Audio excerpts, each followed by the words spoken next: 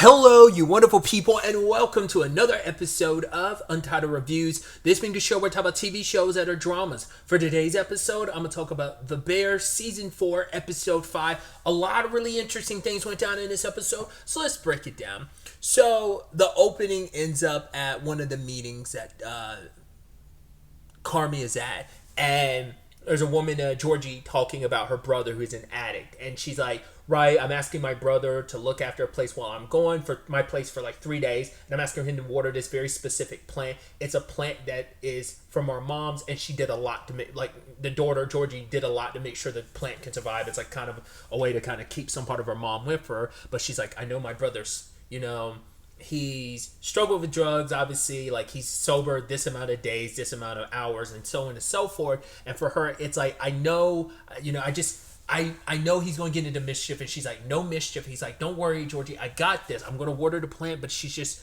concerned. But at the same time, she's like, right, he's my brother. I'm going to believe him. So she leaves, comes back. She even says, one bit of mischief, sure, I can handle it, but it ended up being a crapshoot because she comes home, 4 naked people on the couch. She's like, luckily it wasn't my brother. Then there's foil, beer, cigarettes everywhere. Go in the room. Apparently it torn open like ketchup packets, and I guess that's why she was wondering, like, oh my god, am I going to find my brother in here dead or something? Because she maybe initially, before realizing they were ketchup packets, thought it was just blood everywhere.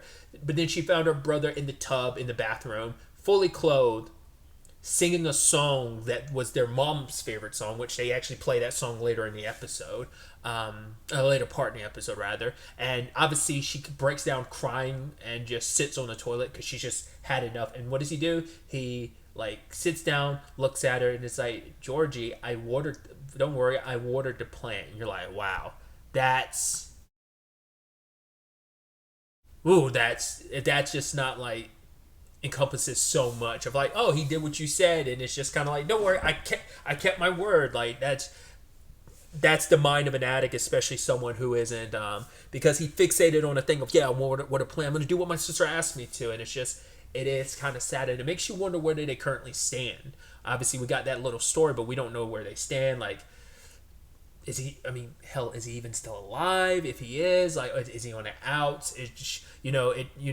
Wanted to give him that opportunity and for that to kind of blow up in your face, which I feel like could be applicable to Carmi, because it is that situation of he kind of makes promises to people and he kind of breaks them in his own regard of like, because I'd say Carmi's got his own form of addictions. I mean, once again, like, obviously, that nicotine gum because he's not smoking, but like just other aspects of it. Like, once again, I don't know if it could be easy to be like, oh, I'm reaching too much, I'm drawing too much of a parallel, but I feel like they're still like applicable to like Carmi and his relationship with people around him, and how like he can be kind of like that, hyper focus on like, oh, I'm gonna do this thing while literally everything else is burning around him. If there's something there. I'm not smart enough to really articulate the point I want to try and make, but someone smarter than me can really like really draw out the parallels there, because I'm like, there's something there, and I'm too much of an idiot to really like really flesh it out in a very nuanced way. So it's coming out muddled, and like, once again, I could easily be reading way too much into it, but I feel like there's something there. But the next section of the episode involves, like, right, we're catching up with everyone, dealing with their respective situations.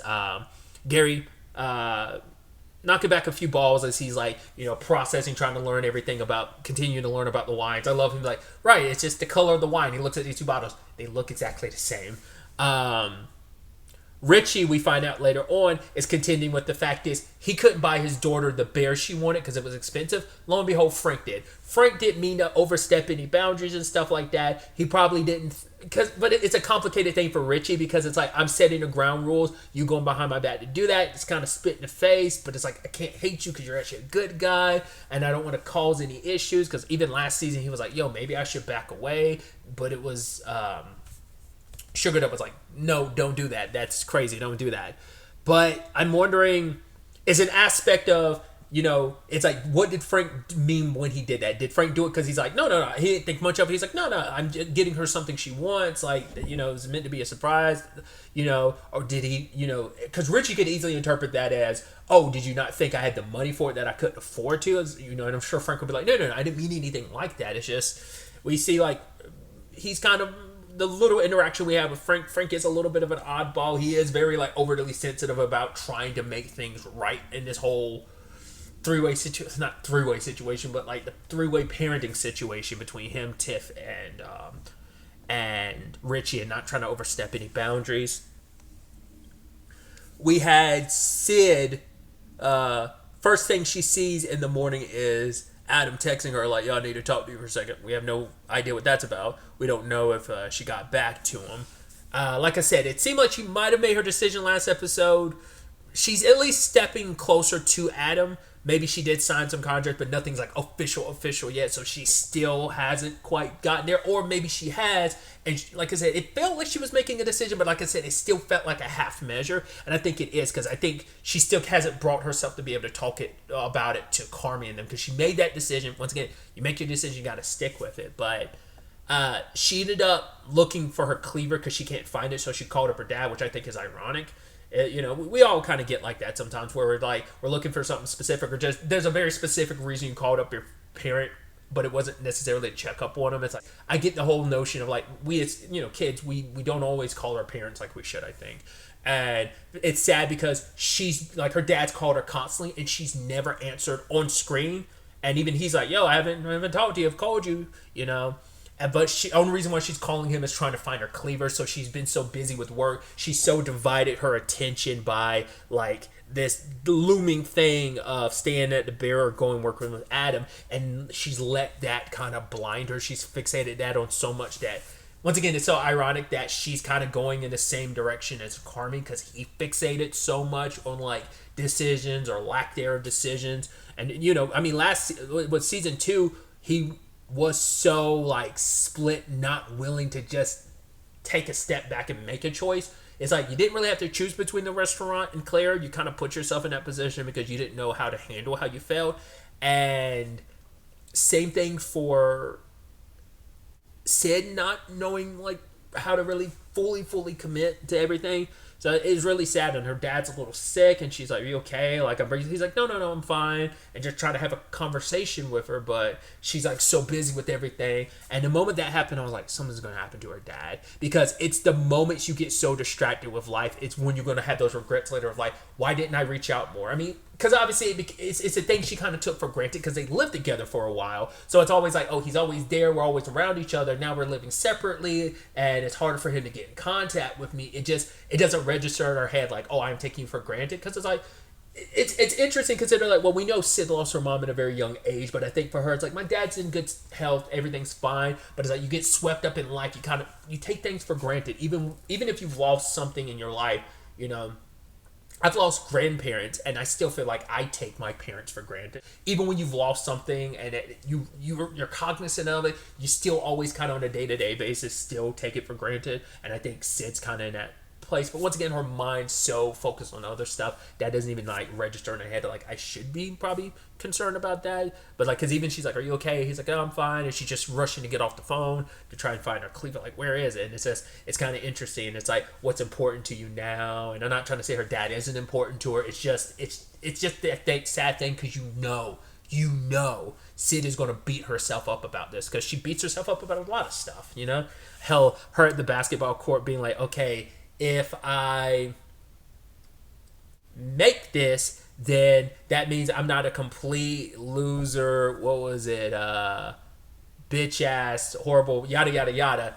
She misses the shots over and over again. She's like, well, if I miss it, I'm not all that. And then immediately makes the shot. She's like, fuck me. Fuck, man. I'm like, that is the world messing with you in such a karmic way. That's fucking hilarious.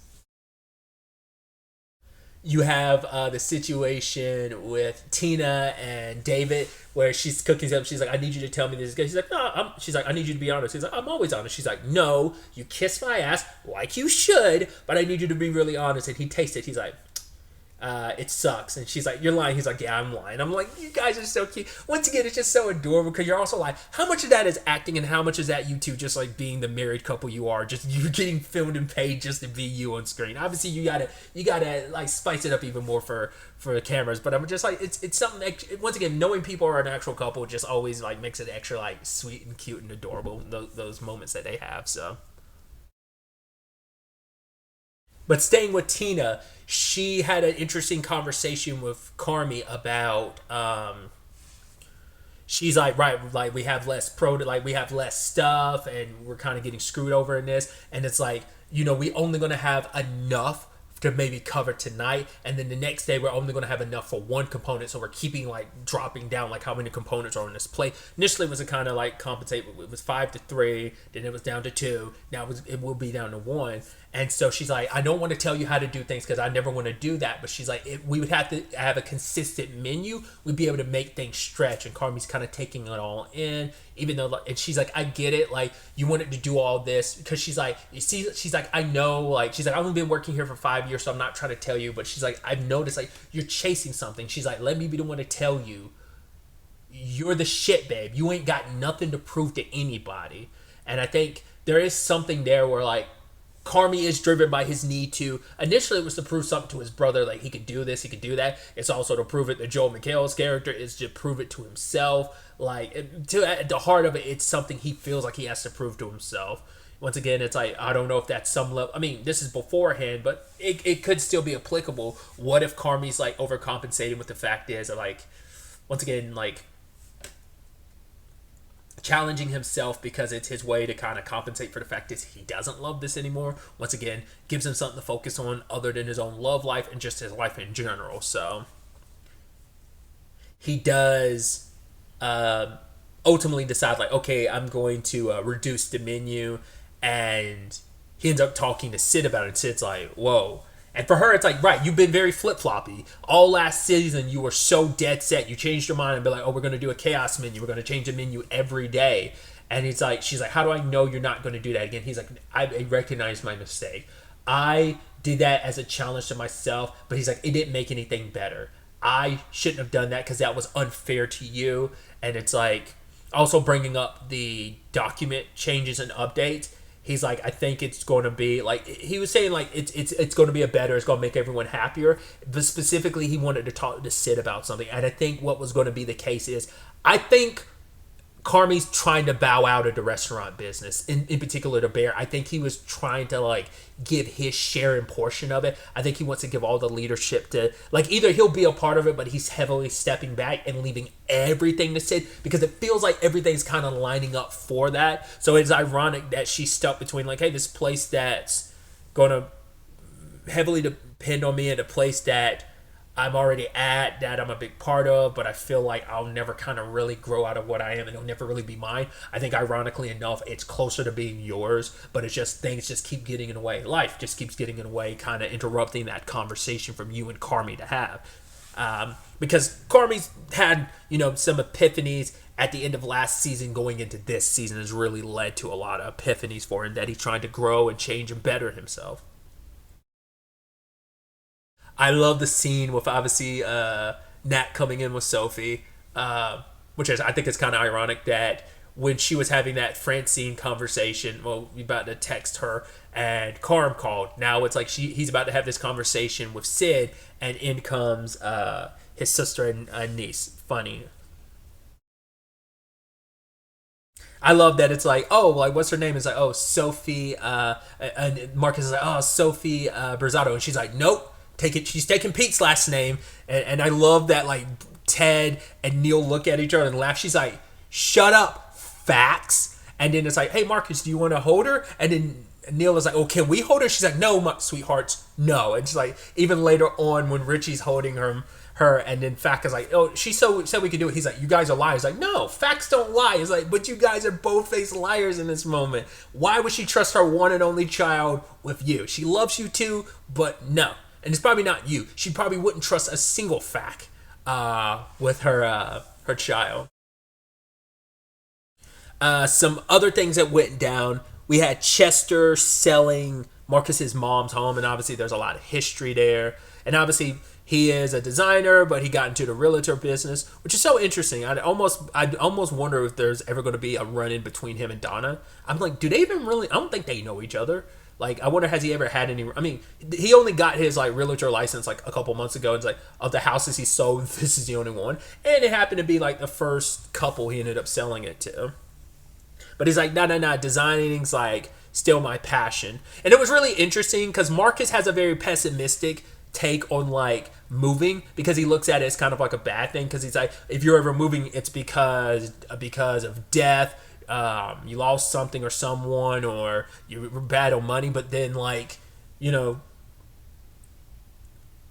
Chester's perspective is more the half glass full perspective, the positive perspective of, well, if you're moving, it's typically, you're moving as in moving on. You're maybe married, starting something new. Like, he looked at it from a good standpoint.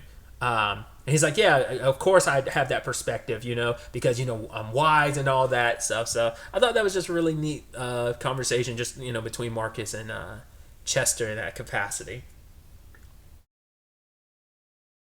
I also love the Ibra and Albert of it all, when both Chucky and Chris meet him, and I love Chris being like, Albert, you remind me of an asshole I knew, and he was like, was his name Albert? And Chris is like, are you an asshole? And he's like, depends on the day. And just Chris goes on along, but I love that. But he talks to Ibra more, eventually being like, okay, Ibra, I think we're in a position where, like, don't think big, think small. And kind of saying like, right, you're in a good enough position of you working this station. And he eventually gives Ibra the idea of like franchising, which is a complicated thing for Ibra, considering like, well, the beef started out as a Versado thing. And it's like, no, just start out one place at a time, and then you kind of potentially build there. You could build it be bigger than Arby's. And he's like, just remember, once you make the big butts, don't forget your old pal Arthur. And I love it. He's like, we have the beefs. It's like, okay, good. And it's like, Eat Fresh. It's like, no, that's Subway. What was it? I'm loving it. No, that's McDonald's. Ba-da-ba-da-da-da-da-da. It's like, no, that's I'm loving it. And he's like, 7-Eleven, what are we doing right now? You're just naming stores. I'm like, I love that so much. I love that bit. I was like, what are you doing, Ibra? I love it. I had left off this earlier, and I should have gone back to it, was the whole, back to the,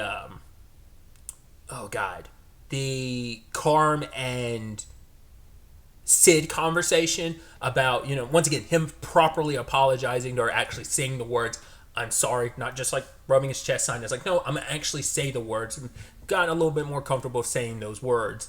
But also it's like, for him, it's like he hates consistency. And she's like, yeah, I figured. But she's also like, yeah, but me too. I recognize that about myself as well. Obviously, in her case, since we're right there with Sid, we get the sad news that her dad had a heart attack. And Carmi wanted to go with her, but she was like, no. I think for her, it's just like, I don't know if it's like a separation of two worlds, but also she doesn't want the business to suffer, which I should talk about. The business has been going in, we're at a steady enough red pace, not getting worse, but staying steady. They're actually into black now, what we were seeing, which is pretty impressive. But either way, going back to it, I think it's just the business can't be shut down, and it needs Carm there, and she doesn't want the bear to suffer just because of her. Like I said, I'm sure she's feeling a rush of emotions, so it's like, yo, I'm gonna get you to the van, like you go see your dad, and she doesn't want anyone to know about it. So I'm curious to see where things kind of go on that front, and what that situation ends up being. Like, hopefully nothing happens in the long run. Like, maybe this is just a little health scare, and hopefully everything's okay, and she has plenty more time with her dad. Obviously weird timing and stuff like that, considering like, well, Marcus's dad is reaching out to him after he lost his mom. So it's like, the timing is kind of wild and interesting on that front. So, which, speaking of Marcus, his dad texting him like, yo, tomorrow. So I'm curious if Marcus is going to actually meet with his dad. I'm also curious to see if it's going to be an actor, like a recognizable actor. I mean, it's an actor that could be recognizable to other people, but maybe I wouldn't. I wonder if it's going to be like a big name actor. Because that's the thing about Francine. The fact is, we keep getting her, and I'm like, is she going to be an actor we know? I mean, Sammy ended up being John Cena, so there's always a possibility. But I'm like, I'm like, are we gonna get anything with the Francine storyline? I need to know. I need to see her. I need to know who's playing her. Like, is it going to be an actress we're familiar with or not? Or at least, like I said, or at least I'm familiar with. I like the Jess and Richie conversation. I also love that Jess is a fan of the non-negotiables that Carmi put up, and she's like, "Oh, that's nice," because they're having a conversation about the frank of it all. I'm like, "Oh yeah, the illegal felony he did of like buying something behind the parents' back type of situation and giving that teddy bear to Tiff and Richie's daughter." So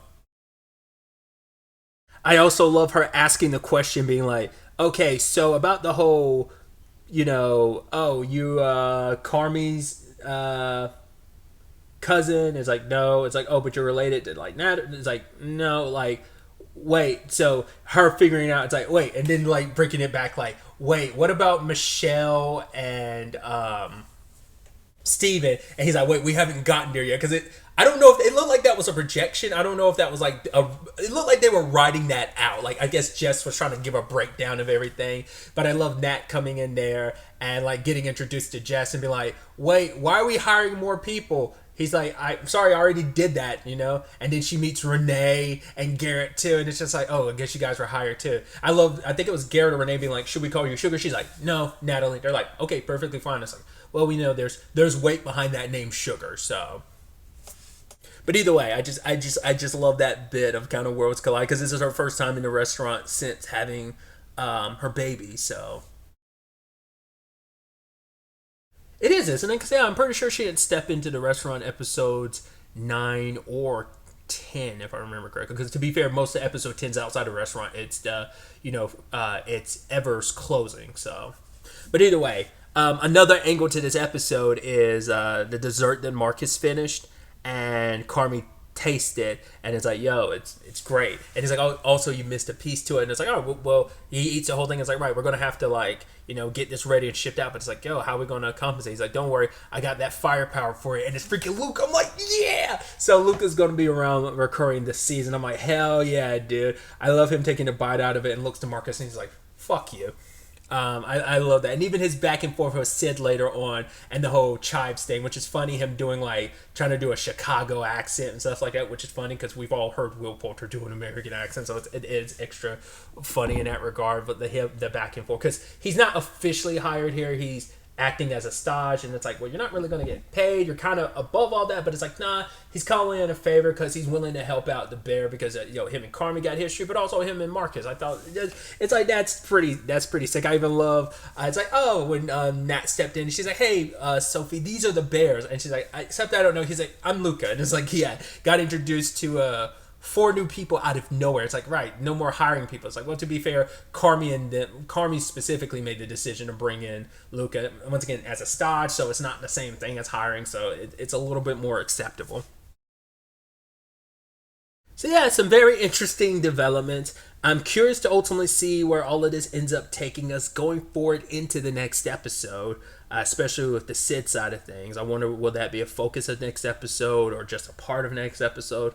We'll have to wait to see, especially because Carmi's going to be the only one that knows, and he's going to have to keep a tight lip about that because Sid doesn't want anyone else to know. Because once again, I think it's a thing of, I don't want to distract everyone from work. I want them to focus on that, and I don't want anyone stressing or worrying about me type of thing, so probably her own way of compartmentalizing by kind of keeping it all to herself too, but yeah. Which I think is kind of ironic because she brought up the whole point like last episode about Carmi was sharing stuff. I think it was more so specifically about work stuff, but he's kind of bottled up in a lot of ways, but it's like this is a moment they kind of shared too. I don't know, there's a lot to kind of think about on that front, but yeah. To the next time we meet, be happy, be safe, live life to the fullest, and enjoy it. Good day and goodbye.